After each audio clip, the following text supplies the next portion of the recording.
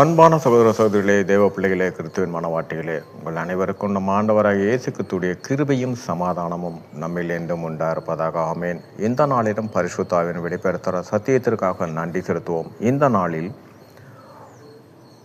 1+1=1. இங்கே காரியம் பார்த்தீங்கன்னா, முதலாவது தேவன் ஒரே தேவன் தான். ஆதியாகமம் 1:27 அவர் தம்முடைய சாயலவும் தம்முடைய ரூபத்தின்படியே மனுஷனை சிருஷ்டித்தார். அவளை ஆணும் பெண்ணுமாக சிருஷ்டித்தார்.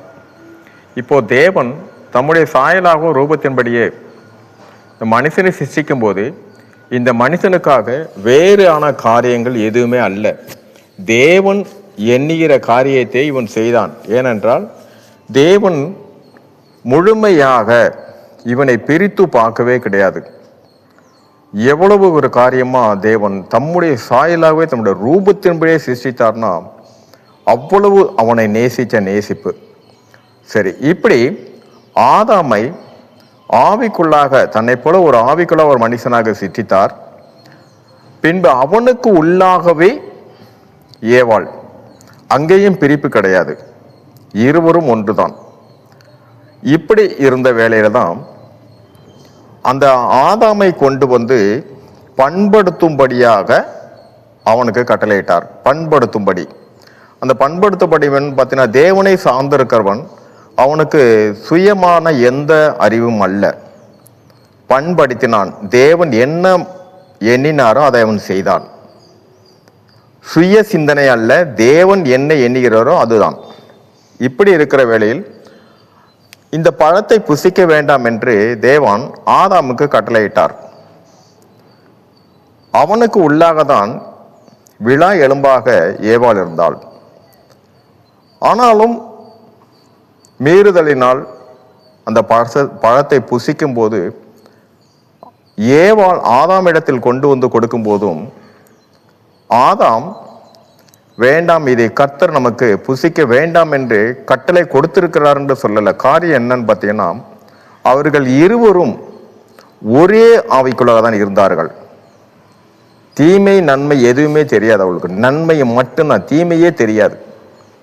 அப்படி இருக்கிற வேளையில் மீறினார்கள். தேவ வார்த்தைக்கு மீறினால என்ன ஆச்சுன்னா, அதன் மூலியமாக இரண்டாக எப்படி மாறிச்சுன்னா 1+1 ஒன் தேவனா இருந்தாரு. அவர்களுக்குள்ளாக பிளஸ்ஸாக எதுவுமே இல்லை. ஆதாமும் ஏவாளும் எல்லாருமே தேவனை சார்ந்து அந்த ஒரே தேவனுக்குள்ளாக தான் இருந்தார்கள். மீறுதல் நாள் என்ன ஆச்சுன்னா, ஆதாமுக்கும் ஏவாளுக்கும் தனித்தனியாக சத்தியம் மட்டுமே இருந்த இடத்துல அங்கு பொய் உண்டானுச்சு. சத்தியத்துக்கு விரோதமா பொய் வந்தது. அந்த ஆசீர்வாதத்துக்கு விரோதமாக பாவம் வந்தது. பாவம் வந்த ஒரு பாடு மரணம் வந்தது.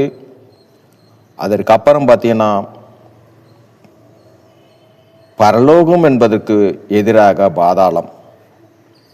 இது எல்லாமே 1+1 மீறுதலினால ஆதாமுடைய சிந்தனை மாறிச்சு, ஏவாளுடைய சிந்தனையும். ஏன்னா அந்த ஜென்ரேஷன் நாம எல்லாருமே. அதனால ஒரு குடும்பத்தில் முடிவெடுக்கிறது, கணவன் ஒரு முடிவெடுப்பாரு, மனைவி ஒரு முடிவெடுப்பாங்க. இந்த உலகப்புறமான இந்த காரியம் வரும்போது தேவன் தன்னுடைய குமாரன் மூலியமாக, குமாரனுடைய இரத்தத்தின் சிந்தனை, சிலுவையின் இரத்தத்தின் மூலியமாக நம்மளை மீட்டெடுத்தார். மீட்டெடுத்துட்டு பின்பாக மீண்டுமாக நாம் அதன் மூலியமாக ரட்சிக்கப்பட்டோம். ரட்சிக்கப்பட்டு தேவனுக்குள்ளாகவே, கிறிஸ்துக்குள்ளாகவே அவருடைய சாயலை நாம் அடைந்தோம். இந்த சாயலை நாம் அடைந்ததுனால இப்ப என்ன காரியம் பார்த்தீங்கன்னா, நாம் கிறிஸ்துவுடைய சாயல் நம்ம எண்ணுகிறோம். ஆனால் அந்த சாயலுக்கு உண்டான எண்ணங்கள் நமக்கு இருதயத்தில் இருக்கிறத தவிர உள்ளான மனசுக்குள்ள போகல. விசுவாசத்தில் நம்ம உள்ள போகல. இங்கே என்னவா ஆச்சுன்னு பார்த்தீங்கன்னா, தேவனாகிய கர்த்தர் அந்த மனுஷனை மண்ணினாலே உண்டாக்குனார் இல்லையா?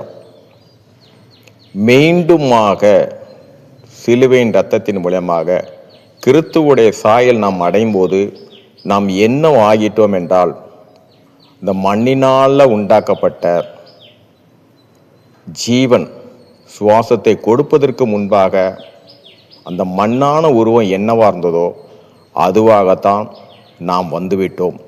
கிறிஸ்துவின் சாயல், இந்த கிறிஸ்துவின் சாயல் என்ற அந்த எண்ணம் நம்ம இருக்கும்போது நம்மை நடத்துகிறவர் நாம் அல்ல,